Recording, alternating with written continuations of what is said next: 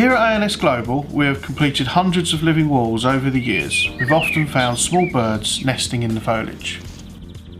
This year we decided to capture part of the nesting process of a pair of blackbirds who decided to make their home in a living wall on our nursery. The parent birds have produced 5 small blue eggs and sit patiently on the nest, incubating them for nearly 24 hours a day. After about 2 weeks of incubating these eggs, these little chicks finally begin to hatch.